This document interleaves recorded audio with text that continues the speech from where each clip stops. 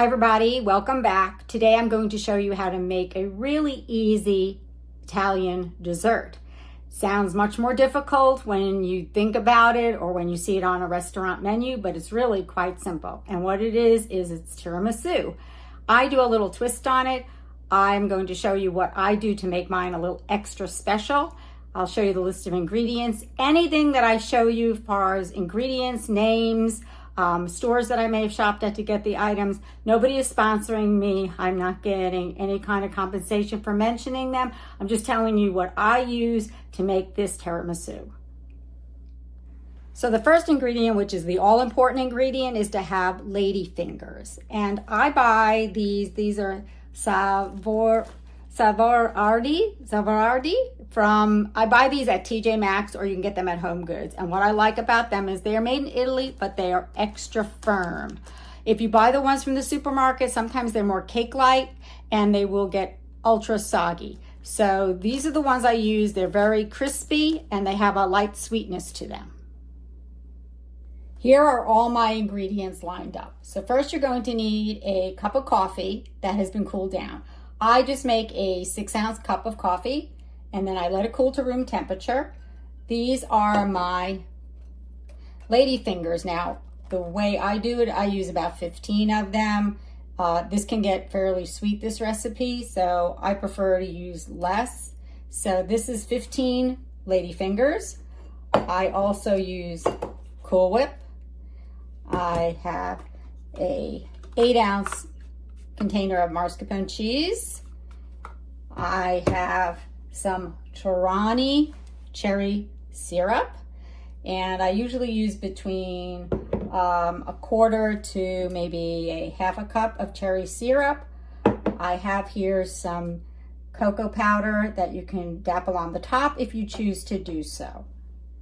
I want to be clear about the order of doing the tiramisu. Do not soak the lady fingers in any coffee until you're ready to put the tiramisu together. So first we're going to start by whipping the mascarpone cheese with a hand mixer.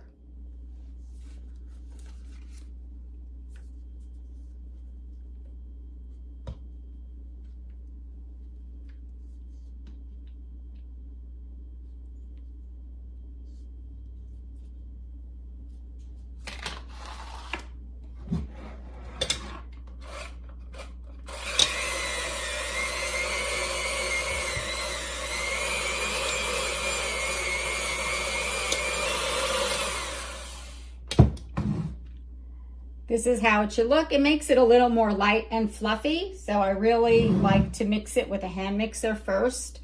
The next thing I'm going to do is open up my Cool Whip, and I'm going to use probably the whole container.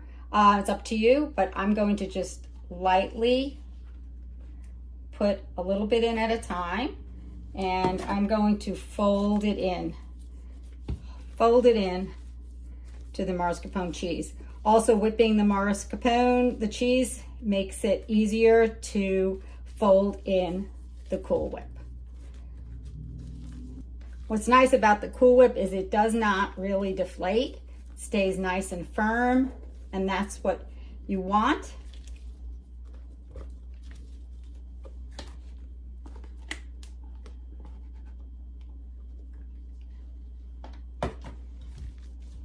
You just want to make sure that it's truly incorporated into the cheese.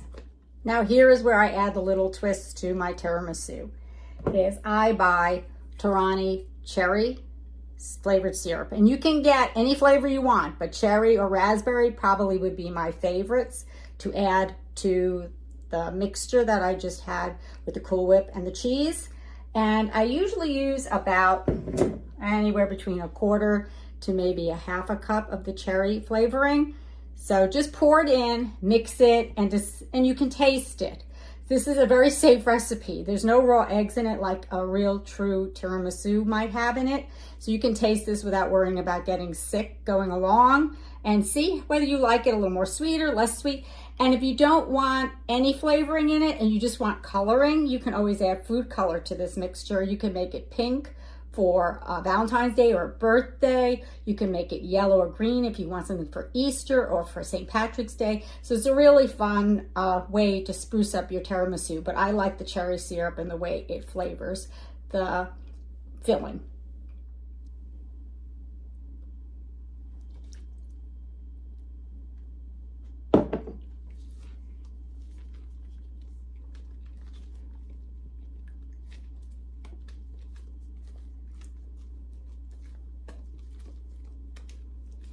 Again, like I said, it makes it stay nice and fluffy. Does not flatten the mixture. But I would say anywhere between maybe a 1/4 cup to 1/3 of a cup of the cherry syrup or a raspberry flavored syrup would be sufficient just to give it a little bit of flavoring. It doesn't really color it too much. As you can see, it's still fairly white. I'm going to taste it. Yeah, definitely could use a little more. So I'm going to pour the rest in here. That's about 1/3 of a cup of cherry syrup. When all was said and done, and I tasted it, it probably took about 1/2 cup of the Torani cherry syrup to add some flavoring. Again, if you don't want the flavoring, don't add it in. If you like it more cherry, just add more syrup. It's a very simple fix, and this is what it looks like. It's all mixed in, and it comes out beautifully. Now it's time to get started putting the tiramisu together and layering the lady fingers with the cheese filling.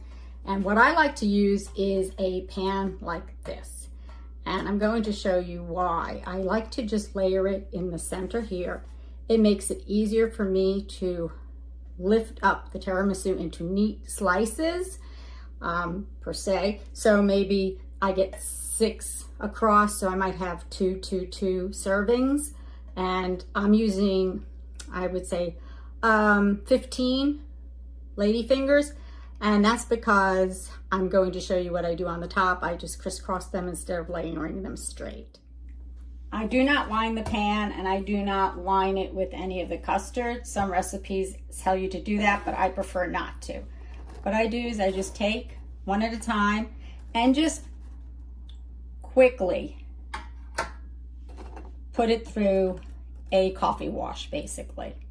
And then I'm going to layer them across like this.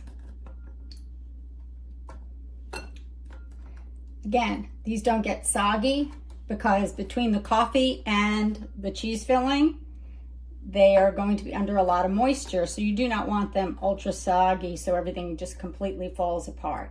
Here I've made 6 across, and now I'm just going to layer the tiramisu mixture on top. I only make small batches of this because you really should eat this within a day or 2 because it's going to get super soggy.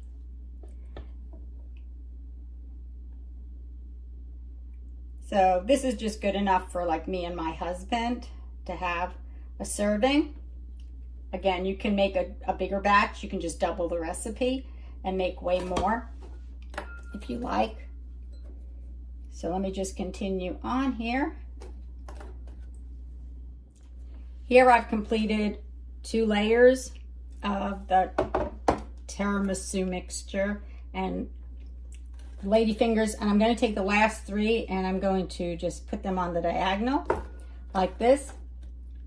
Just gives them a little extra, little added touch.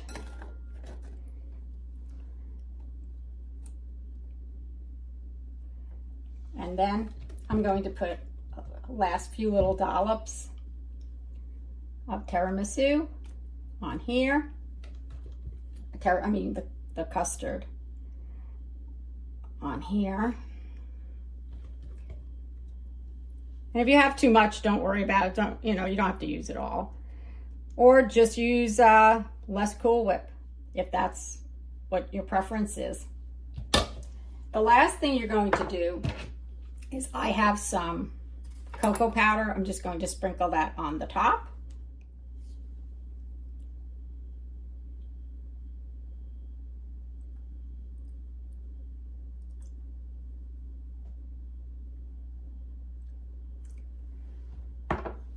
So that's the finished product. What you're going to do now is cover it and put it in the refrigerator for at least 3 to 4 hours.